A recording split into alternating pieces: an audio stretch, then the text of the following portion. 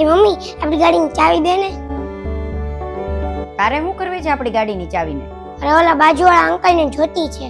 બાજુવાળા પાસે તો ગાડી છે, એને શું કરવી છે આપણી ગાડી? અરે એની ગાડીમાં પેટ્રોલ નથી ને, એને બહાર જવું છે એટલે જોતી છે. જ્યારે હોય ત્યારે ગમે ઈ કામ હોય એટલે તરત આપણી ગાડી માંગી જાય. અહીં કઈ ગાડીમાં પેટ્રોલ મફત આવે છે?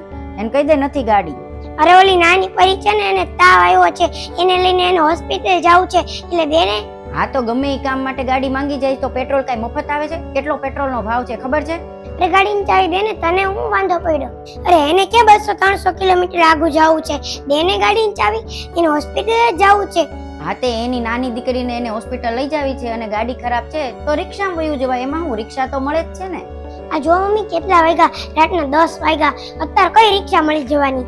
અરે અત્યારે ક્યાંય રિક્ષા ગોતવા જાય? અત્યારે તો કોઈ રિક્ષા વાળા ન ઉભા હોય, અને ગાડી હોય તો એ જલ્દી હોસ્પિટલ પહોંચી જાય. રિક્ષા કઈ ગોતવાની નથી. આપણે અહીંયા આગળ 4 રસ્તા છે ને, ત્યાં જ રિક્ષા વાળા કેટલાય ઉભા રહે. ત્યાં વયું જવાય, ત્યાંથી રિક્ષામાં વયું જવાય. આમાં હું બધાના ઘરે ગાડી માંગવા નીકળવાનું? દવાખાનાના કામમાં કોઈ દી કોઈને ના ન પડાય. ના એને ના પાડ દે, એને કઈ નથી ગાડી, ગાડીમાં પેટ્રોલ નથી. જ્યારે હોય ત્યારે ગમે ત્યાં જવું એટલે તરત આપણી ગાડી માંગી જાય, લાવો ચાવી કરીને. આજે એને દવાખાનાનું કામ છે, કાલે ઉઠીને આપણે દવાખાનાનું કામ પડે. અત્યારે એને ગાડીની જરૂરત છે, કાલે ઉઠીને આપણને ગાડીની જરૂરત પડે.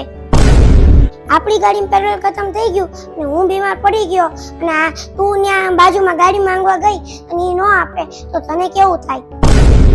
અત્યારે આપણે એને ગાડી નહીં આપે ને તો એ દુઃખી થઈ જશે, પણ કઈ બોલશે નહીં, અંદરથી એ દુઃખી હશે. એટલે આપણે એને આપી દેવી જોઈએ ગાડી. આપણે એને ગાડી નહીં આપી અને બોયલા વગર વયા ગયા અને એને રિક્ષા નહીં મળી અને પરીને કંઈક થઈ ગયું તો? ભગવાન ન કરે કે એવું થાય.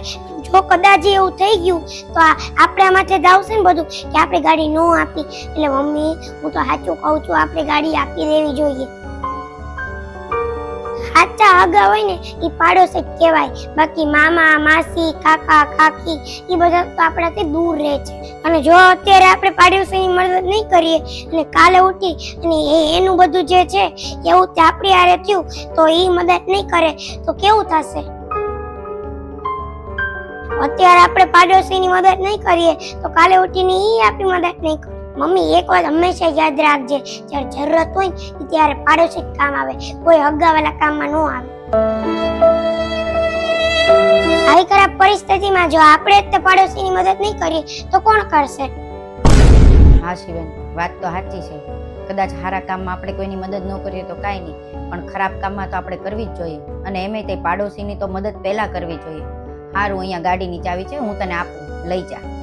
અને એને કહેજે કે જ્યારે પણ ગાડીની જરૂર પડે ને ત્યારે આપણા ઘરે આવીને તરત જ તે ગાડી લઈ જાય.